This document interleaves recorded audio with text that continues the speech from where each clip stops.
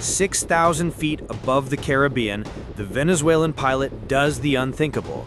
He rolls his SU-30 inverted, hanging upside down just meters above the massive B-52 bomber, close enough to see the American crew's faces through the cockpit glass. His wingman banks hard across the bomber's nose, forcing it to veer off course. Over the radio, his voice crackles with barely contained aggression.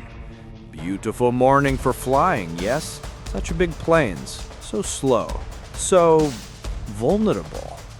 Inside Steel 92, the American pilot's knuckles turn white on the controls. This isn't protocol. This isn't a standard intercept. This is a challenge, a taunt, a dare wrapped in jet fuel and adrenaline. Below them, the sea stretches endless and blue.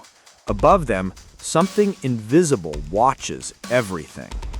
And in the next 11 minutes, this confrontation will escalate into the most dangerous aerial encounter between American and Russian-built fighters since the Cold War. The Venezuelan pilots think they're teaching the Americans a lesson about sovereignty. They have no idea they're dancing exactly as planned in a trap that's already closing around their entire nation. The clock reads 6:12 a.m., November 7th, 2025. 4 B-52 Stratofortress bombers slice through the morning haze, engines shaking the sea below. F-35 fighters shimmer in formation behind them. High above, an E-3 AWACS circles like an unseen predator. Then the alarm screams through Venezuelan Air Command. Radar screens explode with thick green echoes, flooding toward national airspace. Controllers shout coordinates, hands trembling. On the flight line, 2 SU-30 fighters roared to life, afterburners painting the dawn orange with raw power. What happens next doesn't just push both nations to the edge of war. It reveals how modern combat isn't about who shoots first, but who sees everything while remaining unseen. This wasn't a routine patrol. This was psychological warfare at 30,000 feet, where one wrong move could ignite the Caribbean into flames. And the SU-30 pilots knew exactly what they were doing. The moment those radar contacts appeared on Venezuelan screens, everyone in the command bunker understood the stakes. These weren't cargo planes or reconnaissance aircraft. 4 B-52 bombers, the oldest strategic weapons platform still flying, capable of carrying precision weapons, cruise missiles, and nuclear payloads. These machines can stay airborne for over 20 hours with mid-air refueling. They represent American dominance made metal and fire.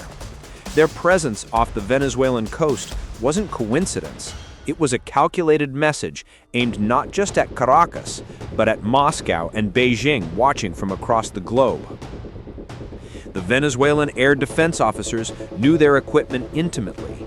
They had S-300 missile systems, purchased from Russia, powerful on paper, capable of engaging targets at extreme ranges, but there was a bitter truth everyone in that command center understood.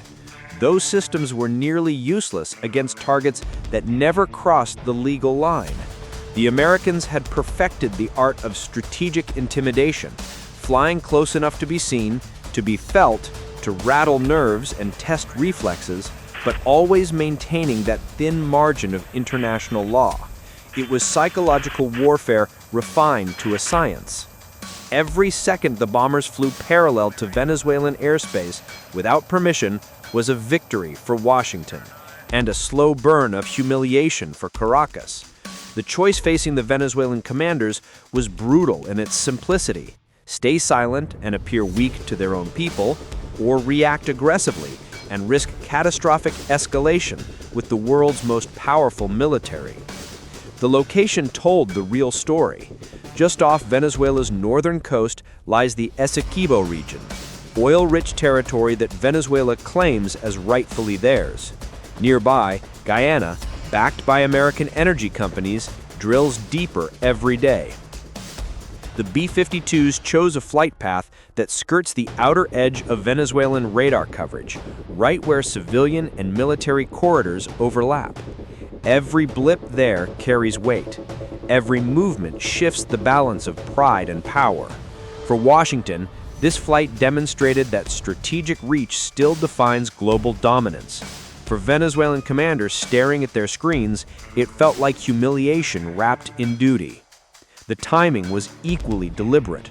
Early morning, when skeleton crews staffed the radar stations, when response times would be slower, when decision-makers might still be clearing sleep from their eyes.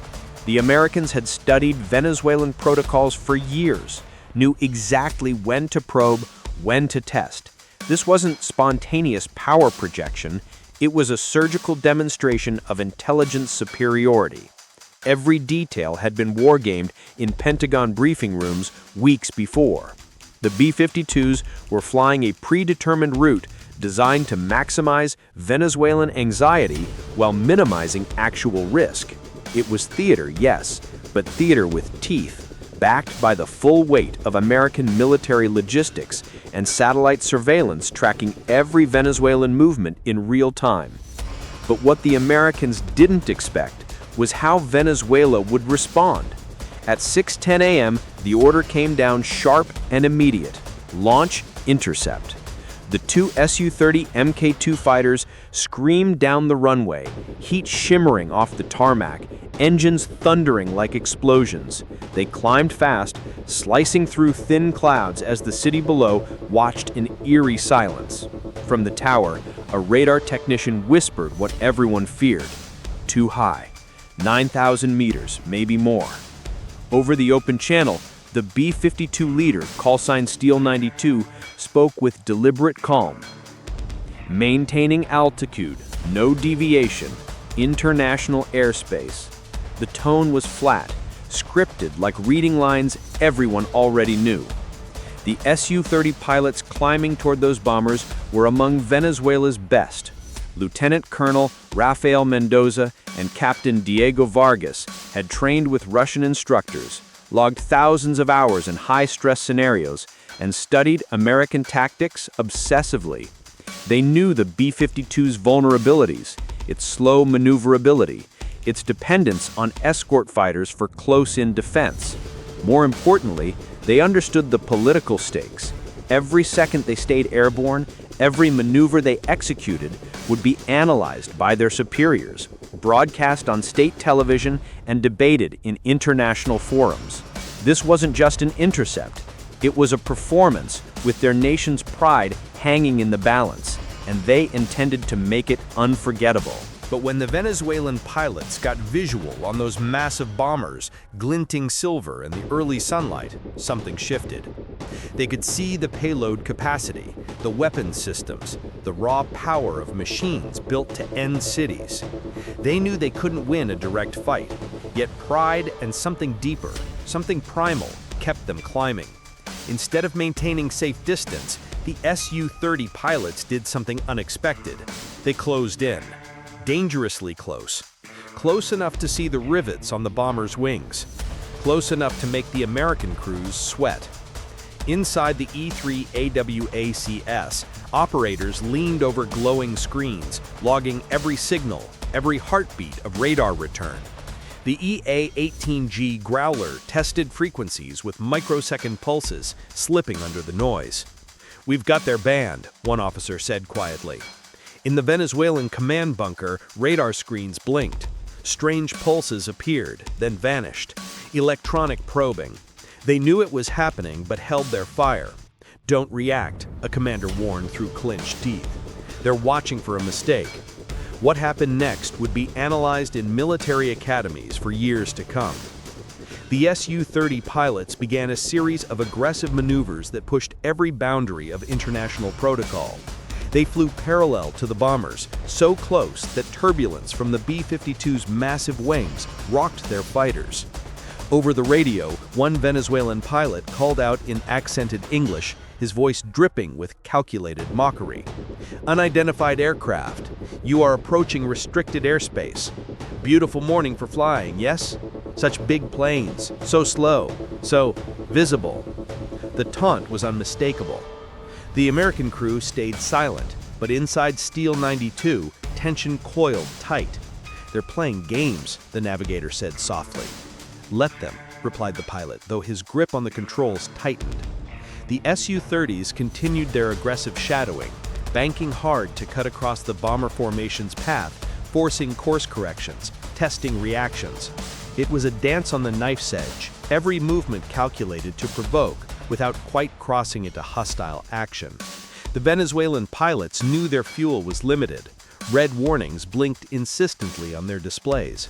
"We can't shadow forever," one said. "Then make it count," his wingman replied. They pushed harder, flying inverted above the bombers at one point, a gesture of pure bravado captured by the B-52's cameras. But while everyone watched the aerial ballet, something else was happening in the thin air 20 kilometers above. Faint radar returns began appearing on Venezuelan screens, flickering in and out like ghosts. "Multiple unknowns, altitude 20 kilometers, a technician reported, voice tight with confusion. The commander frowned. Drones? No one could confirm. The radar feed froze for half a second, then cleared. Nothing there. But those 2 seconds raised questions no one could answer. Inside the E-3 AWACS, an operator marked a note in the log. Unidentified signatures detected. He didn't call it a malfunction. He knew better. Intelligence later confirmed what many suspected. RQ-180 stealth drones, invisible to conventional radar, glided far above the main formation. Their mission was clinical. Map every radar emission, every response time, every frequency Venezuela used that day. If true, it meant the B-52s were never the real threat. They were bait. The real eyes flew 20,000 meters higher, quietly recording an entire nation's air defense network. For Venezuela, that was the true strike. No explosion, no smoke, just complete exposure. The SU-30 pilots, still taunting the bombers below, had no idea they were performing for invisible observers cataloging every move their country made. At 7:42 a.m., the situation escalated further. Steel 92 began a sudden descent to 7,000 meters. Alarms screamed through the Venezuelan command center. "They're losing altitude. Check course." Within seconds, the answer came. Still international airspace, but barely. The margin was razor thin. The SU-30s were ordered to intercept again. "Shadow and warn," came the command. The fighters roared upward until the massive gray bomber filled their entire field of vision. This time, the Venezuelan pilot's voice carried an edge sharper than before. "Unidentified aircraft. You are approaching restricted airspace. Adjust course immediately." The American response was ice-cold calm. "This is Steel 92, maintaining lawful flight in international airspace." Then silence. Heavy. Dangerous. For several minutes, the SU-30s flew wingtip to wingtip with the bomber, close enough to see the wings flex with every vibration, close enough to feel the bomber's wake turbulence. Inside Steel 92, the crew stayed motionless. "They're too close," the navigator said. "Let them watch," the pilot replied, though everyone felt seconds from disaster. In the Venezuelan control room, radar dots converged to a single point. If they cross, we respond. If they fire, we end it. But the bomber didn't cross. Instead, it banked north in a slow, deliberate arc, engines rumbling like distant thunder. The relief that followed was too thin, too controlled. Then, high above, those faint ghost returns appeared again. 3 unknown contacts at impossible altitude. "Those ghosts are back," said a technician. No one spoke. They all knew what it meant. The SU-30 pilots had given everything, pushed every limit, taunted and dared and flown with a courage that bordered on recklessness. But while they performed their dangerous ballet, the real battle was being fought in frequencies they couldn't see, by aircraft they couldn't detect. The bomber's descent had been calculated bait. The drones were the trap. By the time Venezuela realized it, the United States had already mapped their radar frequencies, response times, and blind zones. No missiles fired, no smoke, just data. Pure, devastating intelligence victory. Over the radio, a final crackle. "Mission complete. RTB." The sky fell silent again, but the tension lingered like smoke. By midday, the bombers were gone. Venezuelan pilots returned to base in silence. No one celebrated. The official line from Caracas was simple: no violation occurred. But everyone inside the command center knew the truth. The Americans had come close enough to test every system, every decision, every nerve. Hours later, satellite photos confirmed what intelligence analysts suspected. The RQ-180 stealth drones had mapped Venezuela's entire northern defense network. Every radar gap, every blind zone, every millisecond of delay was recorded. No missiles fired, no smoke, just data. Pure, devastating intelligence victory. In Washington, officials called it a routine patrol. Inside the Pentagon, it was logged under a classified name, Operation Caribbean Shield. A quiet success. No headlines, no damage, just knowledge gained. For Venezuela, the shock came slowly. Engineers spent days recalibrating radar systems, adjusting frequencies, checking for electronic leaks. But the damage was invisible, irreversible. They had shown too much: how they think, how they react, how long it takes. In Moscow, defense advisors demanded answers. In Beijing, analysts took notes. The world had just watched a 70-year-old bomber outthink modern air defenses. The SU-30 pilots had taunted brilliantly, flown courageously, pushed boundaries farther than anyone expected. They went too far in their aggression, too close in their intercepts, too bold in their mockery.